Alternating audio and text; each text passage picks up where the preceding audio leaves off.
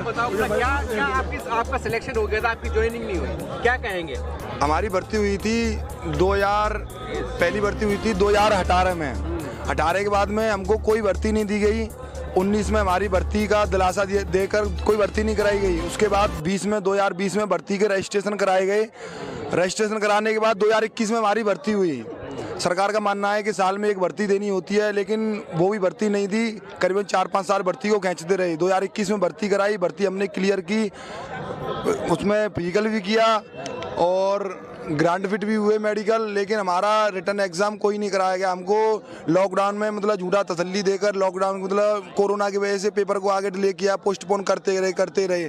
मुझे ये बताओ, जब भर्ती नहीं करानी थी, भर्ती फाइनल नहीं करनी थी, तो भर्ती का नोटिफिकेशन क्यों डाला? ये बच्चे पागल हैं, मूर्ख हैं, ये 7-8 साल से मेहनत कर रहे हैं बच्चे। चलो ठीक है, आपने हमारी भर्ती कैंसिल कर दी, तो न्याय सबके लिए होना चाहिए ना। तुमने हाई स्कूल वाले जिन्होंने एक दिन पढ़ाई नहीं की उनको प्रमोट कर दिया, इंटर वाले इन्होंने एक दिन भी पढ़ाई नहीं की उनको भी प्रमोट कर दिया, बीए वालों को भी प्रमोट कर दिया। यहाँ 7-8 साल गवा के अपनी जिंदगी बर्बाद करके बैठे हैं, हमें हमारे कर्म का फल भी नहीं दिया। क्यों नहीं दिया भाई? हमसे बोल देती सरकार के आपकी भर्ती पहले ही रद्द हो चुकी है, बाद में वेरिफिकेशन हो रही है, वेरिफिकेशन के लिए वो आ रहे हैं, 500 दे दो, 1000 दे दो। पागल हैं हम, लाखों के कर्ज में डूबे हुए हैं सभी बच्चे। क्या लगता है कि सरकार ने ऐसा क्यों किया आपके साथ?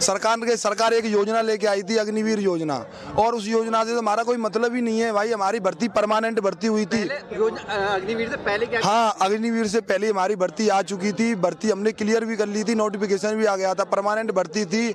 और आर्मी साइड पे आर्मी गवर्नमेंट उसको बता भी रही थी कि पोस्टपोन डिले हो रहा है, आपका भर्ती कराई जाएगी। राजनाथ सिंह से भी मिले, उन्होंने आश्वासन दिया कि आपकी भर्ती कराई जाएगी, आपका एग्जाम होगा, आपकी ज्वाइनिंग होगी। लेकिन हमारी कोई भर्ती नहीं हुई, कोई ज्वाइनिंग नहीं हुई। हमको धोखे में क्यों रखा गया? हम ये बोल रहे हैं, हमारी सबरी एज निकल गई 2-3 साल में। हम जीडी वगैरह कोई की भर्ती नहीं देख सकते। पहली बार तो हमने फॉर्म ही नहीं डाला था किसी का, फौज के भरोसे थे ओनली, लेकिन फौज भी हमारे नसीब में नहीं रही। अब बताओ कहाँ जाएं हम, कहाँ भटके? इतने सारे युवा ये बेरोजगार है। सर, आपने अग्निवीर जो योजना आई है उसमें अप्लाई नहीं किया था? अग्निवीर का मतलब ही नहीं है, हमारी पहली भर्ती थी। अग्निवीर आई तब तक तो ओवरेज हो गए हम।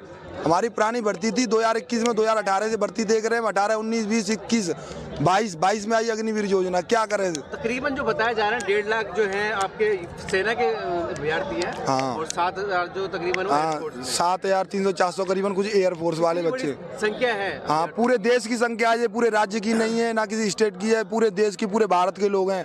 और यहाँ पे भी लोग आए हैं, राजस्थान से, पंजाब से, आसाम से, सभी जगह से, यूपी से, मतलब सभी जगह से लोग आए हैं। और अपनी मतलब कुछ उम्मीदें, कुछ सरकार से कुछ विनती लेके आए हैं। हमें कोई लड़ाई नहीं करनी है, हमें कोई दंगा नहीं करना है, कुछ भी नहीं करना है। हमें हमारी केवल मांग चाहिए, हमें हमारी भर्ती चाहिए, हमारी पेंडिंग भर्ती करा दो, और हमें कुछ भी नहीं चाहिए सरकार से। हाँ, हम सरकार ये नहीं बोल रहे सरकार कैसी भी हो, हमें दुख इस बात का होता है, सरकार को हम खुद वोट दे के आए थे। योगी जी को भी हमने वोट दिया था, मोदी जी को भी हमने वोट दिया था, लेकिन योगी जी को वोट दिया था, योगी जी की सरकार बनी थी 2022 मार्च-अप्रैल के समथिंग। अगर उनको सरकार बनानी थी तो सरकार बना लेते, कोई प्रॉब्लम नहीं थी, हमारी भर्ती तो क्लियर करा देते। जैसी आपकी सरकार अप्रैल में क्लियर हुई और मई-जून में जाके अपने पेपर कैंसिल कर दिया। क्यों किया? अगर आपको पेपर ही करना था, सरकार ही अपने दम पे लेके आनी थी, तो हमारी भर्ती को और अपने जो इलेक्शन था उससे पहले कैंसिल करके देखते आप, जब आपको पता चलता युवा शक्ति क्या होती है।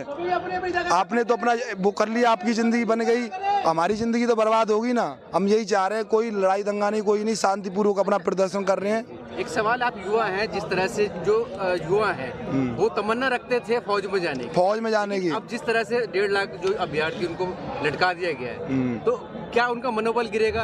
क्या उम्मीदें? मनोबल गिर चुका है बहुत से बंदों का। वो गांव में अपने जब भर्ती क्लियर करके आए थे, उनको उस समय पे बोला जाता था फौजी फौजी फौजी, 1.5 साल तक उनको फौजी बोलते थे लोग, लेकिन जब भर्ती कैंसिल हो गई तो उन्हें फौजी से फर्जी बना दिया गया। लोग मजाक उड़ाते हैं बच्चों का, गांव में, मोहल्ले में, पड़ोस में, अरे उसने भर्ती क्लियर कर ली, उसका कुछ नहीं हुआ और कुछ होने वाला भी नहीं है। बहुत लोग इस आस में हैं कि भर्ती क्लियर हो जाए, बहुत इस आस में भी है कि भर्ती क्लियर ना हो। लेकिन हम ये चाहते हैं सरकार से कि हमारा जो कर्म है, हमारी मेहनत है, बच्चों की मेहनत है, 1.5 लाख बच्चों की मेहनत है, इसको बर्बाद ना करें प्लीज। हमें हमारा हक दें, हमें हमारी वर्दी दें, हमें कुछ नहीं चाहिए, हमें देश की सेवा करनी है और कुछ नहीं चाहिए। हमारी पेंडिंग भर्ती है, परमानेंट भर्ती है हमारी। हाँ, सरकार हमसे एक बार पूछ तो लेती है कि आपको परमानेंट में नहीं जाना है तो आप अग्निवीर में भी जा सकते हो। सरकार ने हमको अग्निवीर में भी नहीं आने दिया। अग्निवीर में हमारे पास ऑप्शन तो रख के देखते, हम चाहे 4 दिन की मेहनत करके आगे 4 दिन की वर्दी भी मिल जाती, वो भी सुकून था हमारे लिए। हमें 4 दिन की भी नौकरी नौकरी नहीं दी। क्यों नहीं दी भाई? क्या हमने मेहनत नहीं की थी क्या? हमने उम्मीदें लगती हैं मोदी सरकार से? हमें उम्मीद ये लगती है, सुनेंगे आपकी बात? हाँ सुनेंगे, बिल्कुल सुनेंगे। सबकी सरकार सुनते हैं। पहलवान थे, पहलवानों को भी परेशान किया, वो भी अपना हक ले गए। जवान थे, वो भी अपना हक ले गए। और ट्रक वाले थे, ट्रक वाले भी अपना हक ले गए। हम फौजी इतने मूर्ख है, फौज इतनी कमजोर है जो अपना हक नहीं ले सकती। ट्रक वाले भी अपना हक लेके चले गए यार। क्यों नहीं समझ रहे हो? मोदी जी इतना सोचो। किसान की बात कर रहे हैं, वो दोबारा आ रहे हैं, किसान दोबारा आ रहे हैं। आ रहे हैं सरकार की वजह से ही आ रहे हैं, सरकार की तानाशाही की वजह से आ रहे हैं। क्यों आ रहे हैं? सरकार किसान का तो ये परमानेंट मामला है, आते रहेंगे इसलिए तो अगली साल। लेकिन हम फौज वाले हैं, फौज वालों का आते पहले कभी धरना सुनाया आपने? फौज वालों ने, बच्चों ने आज तक के रिकॉर्ड में कभी धरना नहीं दिया है। केवल आज आए हैं जी, और आज से कई दिनों से आ रहे हैं। 60-70 दिन हो गए आज बच्चों को निकले हुए। 1100-1200 किलोमीटर पैदल यात्रा कर रहे हैं। क्यों यात्रा कर रहे हैं? ये पागल हैं जी? या ठंड में डरे हैं, या मर रहे हैं, कुकुड़ रहे हैं सब सर्दी में? ये पागल तो नहीं है सभी बच्चे? आपसे रिक्वेस्ट है, आपसे निवेदन है, हमारी बात को पहुंचाएं। सरकार से विनती है, हमारी भर्ती को पूरी करें प्लीज, यही रिक्वेस्ट है आपकी। नहीं तो मर जाएंगे, कहीं के नहीं रहेंगे। हम वर्दी लेके जाएंगे, या तो वर्दी दो या आरती दो, या तो वर्दी दो या आरती दो। ये बात है हमारा, वर्दी चाहिए हमें। मेरा नाम रमेश कुमार जाट है। मैंने एनसीसी कर रखी है, जिसमें मेरे को सार्जेंट की उपाधि प्राप्त हुई है। मैंने 8 सितंबर को आर्मी के रनिंग पास की थी। उसके बाद मेरा 9 सितंबर को मेडिकल हुआ, जिसमें मैं ओवरऑल फिट पाया गया था। और उस क्राइटेरिया के दौरान मेरे को 31 अक्टूबर को एग्ज़ाम के लिए प्रवेश पत्र दिया गया था। लेकिन कोविड के बहाना करते करते 4 बार मेरी एग्ज़ाम आगे बढ़ाई गई। और 14 जून को अकस्मात राजनाथ सिंह और तीनों मंत्रियों, तीनों थल सेना, जल सेना और वायु सेना के अध्यक्षों को लाकर हमारी भर्ती को रद्द किया गया। और नई भर्ती जो अग्निवीर लाकर हमारी पुरानी भर्तियों को चौपट कर दिया गया। और बोला गया कि आपको नए सिरे से भर्ती किया जाएगा, जिससे हमें बहुत दुख हुआ। और जो लोगों को गाइड नहीं कर पाए उन्होंने सुसाइड कर लिया। और हमारे बड़े भाई, हमारे जो कोचिंग स्टाफ है, जो इन्हीं की अध्यक्षता में मैंने कोचिंग की थी, तो इन्होंने बोला कि कुछ नहीं है, एक दौड़ हुई है, आगे वापस पास कर लेंगे। लेकिन जब आगे पास करने की बात आई तो 19 में मेरी एज हो गई थी। तो जब 14 जून को हमारी भर्ती की बात, आगे की भर्ती आई, उसमें मेरे और एज हो गया और मैं आगे की भर्ती भी नहीं देख पाया। जो भर्ती देख पाया था उसके एग्ज़ाम नहीं दे पाया, क्योंकि सरकार ली नहीं एग्ज़ाम, तो दे नहीं पाया। क्या लगता है सरकार की तरफ से कोई आश्वासन दिया गया? सरकार की तरफ से हर सप्ताह, हर महीने के लास्ट संडे को एग्ज़ाम कराने का आश्वासन दिया गया। उसके बाद जब चुनाव आए तब हमने अपना माहौल बनाया। तो चुनाव में बोला कि हाँ आपके वोट होगा होगा होगा। और जैसे चुनाव जीते वो हमें अपना धक्का दे के बाहर निकाल दिया कि नहीं होगा, जो करना है वो कर लो। अभी क्या उम्मीद लग रही है, सरकार आपकी बात सुनेगी? हाँ, अभी जिस प्रकार से पहलवानों की, किसानों की, और जैसे कि मेरे को पता है, जो मेरा सोच कहता है कि चुनाव निकट आ रहा है, इन्हें केवल चुनाव जीतना है, तो हमें या तो बहका देगी या फिर हमारे एग्जाम हो जाएगी, दोनों ही है। तो चुनाव के टाइम पे जनता क्यों बहकावे में आ जाती है सरकार? चुनाव के टाइम में बोलते हैं कि आचार संहिता लग गई, हम आपको आश्वासन देते हैं, लेकिन अब हम आश्वासन में नहीं आएंगे, क्योंकि हमने आश्वासन पहले चुनाव में ले लिया। इस बार चुनाव में हम इनका आश्वासन में नहीं आएंगे। कितने ऐसे कैंडिडेट हैं तकरीबन आपकी नज़र में जो ऑल ओवर इंडिया से हैं? मेरे में नहीं है, मैं डाटा के हिसाब से बता रहा हूँ, सरकारी डाटा है जो राज्यसभा में भी आप पूछ सकते हो। 7,000 एयरफोर्स के हैं और लगभग 1,21,000 के आसपास आर्मी के हैं जिन्होंने रनिंग पास कर दी। और एयरफोर्स के लगभग 50,000 यूएस थे जिन्होंने एग्ज़ाम दी। उनका एग्ज़ाम के लिए फॉर्म में भरा, लेकिन उनका रिजल्ट ही डिक्लेयर नहीं किया गया। बड़ी संख्या में जो है लगभग टोटल तीनों सेनाओं की बात करें तो 2 लाख युवा हो गए, तकरीबन 2 लाख हो गए। हाँ, एक सवाल ये है कि क्या जैसे आप लोग हैं, आपने भर्ती के लिए भरा, सिलेक्शन हो गया, लेकिन ज्वाइनिंग नहीं हुई। आप एक युवा है, तो युवा के तौर पर कैसे देखते हैं कि क्या युवाओं का मनोबल टूटेगा इससे? युवाओं का मनोबल जरूर टूटेगा। हाँ, युवाओं का मनोबल टूटेगा। लोग कहने को कहते हैं अरे यार आर्मी है, दूसरी में तैयारी कर ले।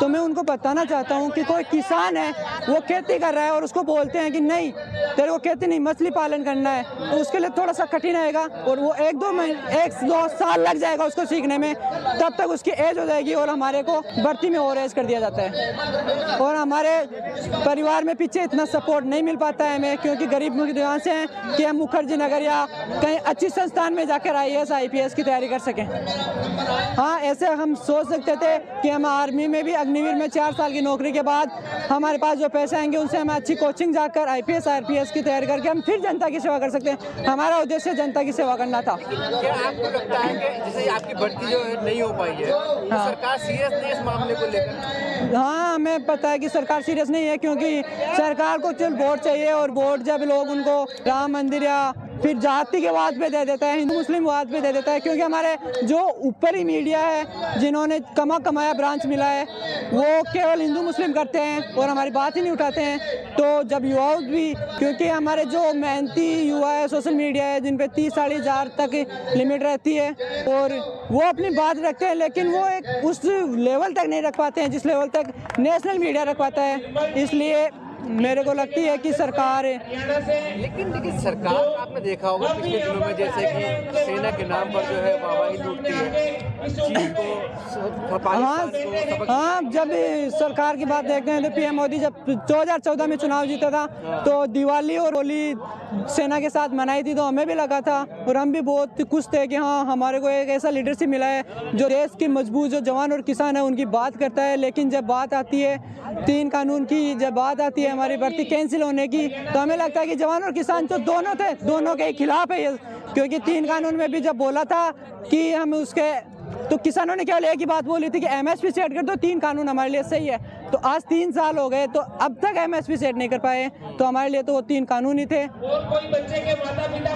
एक आखिरी सवाल ये है कि आप इतनी बड़ी तादाद में इतने दिन से प्रोटेस्ट भी कर रहे हैं, धरना कर रहे हैं, बिल्कुल, तो सरकार अब अगर पिछले रिकॉर्ड देगा सरकार का, किसान हो, जवान हो और पहलवान हो, जो बेरोजगार हो, सब सड़कों पे है, तो आपकी बात को सुना जाएगा? हाँ, हमारी बात को सुना जाएगा, मोदी जी हम उम्मीद रखते हैं सुना जाएगा। लेकिन जब तक नेशनल मीडिया अगर इस बात को नहीं उठाती है तो मैं उम्मीद करता हूँ अपने ओपिनियन पोल से कि मोदी सरकार सुनने वाली नहीं है, क्योंकि मीडिया उनको हिंदू मुस्लिम और राम मंदिर के नाम पे वोट देकर जितवा देगी।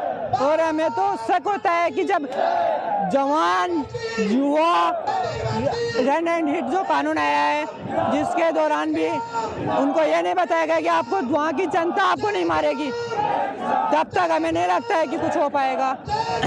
हमारा लोकतंत्र खतरे की ओर बढ़ रहा है, क्योंकि विपक्ष भी मजबूत नहीं है। और जहाँ है कि विपक्ष की बात आती है, जब उन्हें कोई कानून पास करना होता है तो विपक्ष के सांसदों को बाहर कर देते हैं और विपक्ष का कानून पास कर देते हैं बिना किसी परिचर्चा के।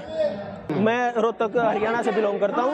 नमस्कार, दुनिया दी बेहतरीन cath lab white medical college and hospital बुंगल से एस्टैब्लिश हो गई है।